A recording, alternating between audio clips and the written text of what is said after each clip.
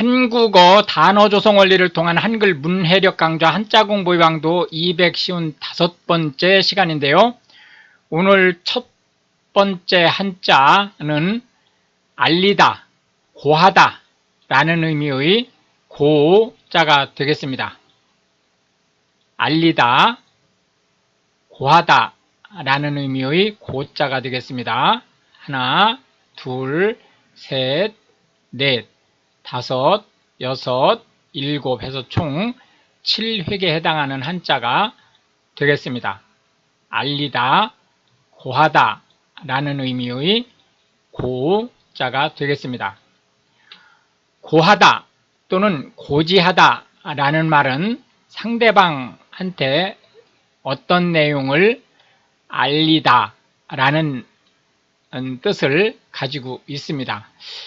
고지하다 라고 하는 것은 단순히 알리다 라는 내용뿐만이 아니고 경고하다 라는 의미를 내포하고 있습니다.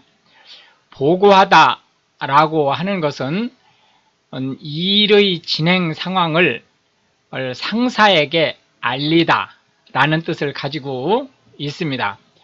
광고하다 라고 하는 것은 제품, 서비스, 상품 등에 대해서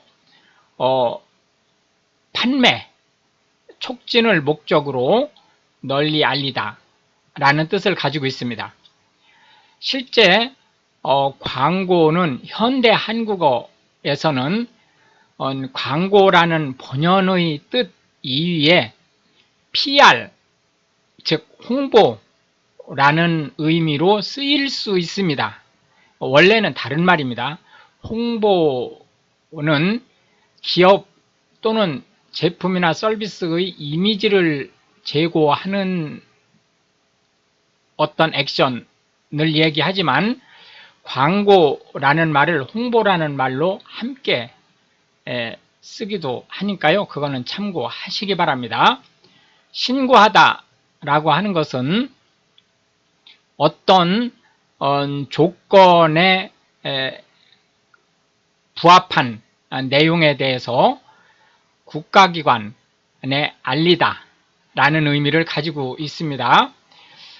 그런데 이제 이 말이 좀 더 확대돼서 국가기관 뿐만이 아니고 일반 기업이라든지 이런 계약관계에 있을 때 계약에 지대한 영향을 미칠 수 있는 어떤 변동이 있다거나 할 때 알리는 것을 신고라는 말로 함께 쓰고 있습니다. 경고하다 라고 하는 것은 주의하라고 알리다 라는 뜻이고요. 원고라고 하는 것은 재판을 건 사람을 뜻합니다. 원고의 반대는 피고가 되겠죠.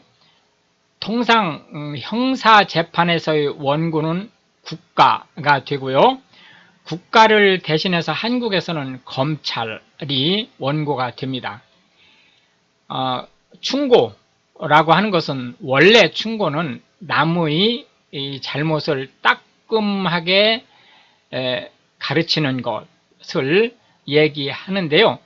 실제 현대 한국어에서 충고라고 하는 것은 꼭 잘못을 따끔하게 지적하는 것뿐만이 아니고 일이 잘 되게 하기 위한 일종의 어드바이스를 충고라는 말 안에 포함시키고 있습니다. 예고라고 하는 것은 계획에 대해서 미리 알리는 것을 얘기하고요. 부고라고 하는 것은 초상을 알리는 것을 얘기하죠. 초상이라는 것이 누군가 돌아가신 걸 얘기하는 거죠. 고백이라고 하는 것은 마음속에만 가지고 있었던 사실을 상대방한테 털어놓는 것을 얘기합니다. 두 번째로 살펴볼 것은 권세라는 의미의 세자가 되겠습니다. 권세 또는 세력이라는 의미로도 쓸 수 있습니다. 그래서 권세나 세력이라는 의미의 세자가 되겠습니다. 하나, 둘, 셋, 넷, 다섯, 여섯, 일곱, 여덟, 아홉, 열, 열하나, 열둘, 열셋 해서 총 13획에 해당하는 한자가 다 되겠습니다. 권세 또는 세력이라는 의미의 세자가 되겠습니다. 권세라고 하는 것은 권력을 말하는 거죠. 권력이라고 하는 것은 국가기관에 의해서 보장되는 힘을 얘기합니다. 여기서 힘이라고 하는 것은 상대방한테 자신의 뜻을 강제할 수 있는 힘을 얘기하는 거죠. 세력이라고 하는 것은 집단의 힘을 얘기합니다. 자세라고 하는 것은 어떤 그 태도, 어떤 일에 대한 태도와 함께 또 한 가지는 외형으로 그 사람이 앉거나 서거나 또는 눕거나 하는 외형을 얘기합니다. 증세라고 하는 것은 질병, 질환의 상태를 얘기하는 거고요. 신세라고 하는 것은 어떤 사람의 형편을 얘기합니다. 추세라고 하는 것은 어떤 일이 되어가는 경향을 얘기하고요. 대세라고 하는 것은 전반적인 흐름을 얘기합니다. 기세라고 하는 것은 어떤 일이 추진돼 나가는 힘, 그 기운의 모양새를 뜻합니다. 허세라고 하는 것은 내부적으로는 실제 힘이 없는데 겉으로 힘이 있는 척 하는 것을 얘기합니다.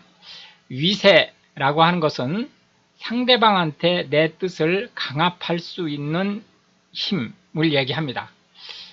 마지막 세 번째로 살펴볼 한자는 오자가 되겠는데요. 잘못하다 라는 의미의 오자가 되겠습니다. 잘못하다 라는 의미의 오자가 되겠습니다.